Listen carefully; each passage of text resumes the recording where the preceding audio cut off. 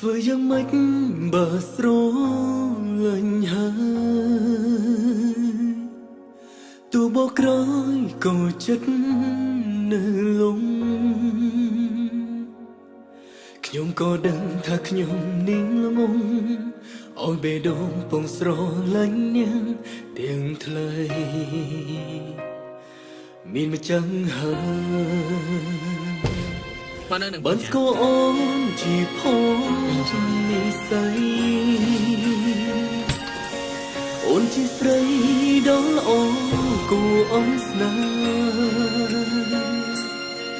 វិស្នាបងបានត្រឹមមិត្តមាននេះច្រណែនគេបានថែត្រានត្រើយបងឈឺចាប់សែនតូចចិត្តនឹងខ្លួនឯងព្រោះតែបងស្គាល់អូនក្រោយគេគ្មានសិទ្ធទេក្នុងក៏ប្រជែងបងគ្មានដំណើរអ្វីក្នុងចិត្តស្រីឡើយតែដោយសារសេចក្តីស្រឡាញ់បានឲ្យបងភ្លេចអូនបានយ៉ាងណាសូមត្រឹមតែនាងយល់ចិត្តខ្ញុំ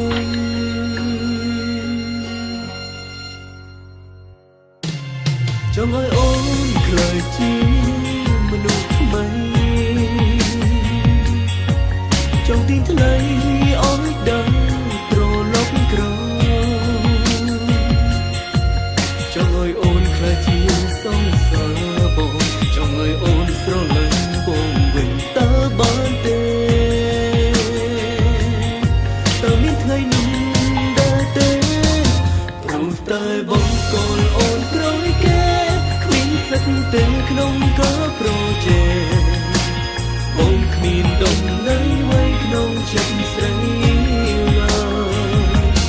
តែដោយសារសេចក្តីស្រឡាញ់មិនឲ្យបងភ្លេចអូនបានយ៉ាងណាសូមត្រឹមតែនាងយល់ចិត្តខ្ញុំ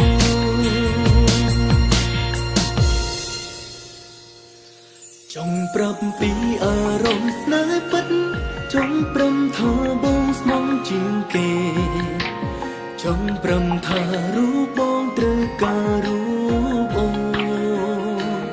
ចង់ព្រមថាបងនឹកអូនណាតើបងគ្មានអកន្ត្រៃហើយក៏គ្មានសង្ឃឹមថាបានអូនដែរ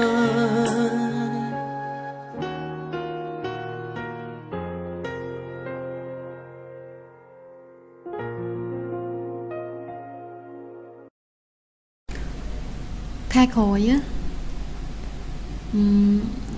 ខ្ញុំត្រូវរៀបការព្រោះតែបងស្គាល់អូនក្រោយគេគ្មានសិទ្ធទេក្នុងក៏ប្រជែងបងគ្មានដំណើរអ្វីក្នុងចិត្តស្រីឡើយ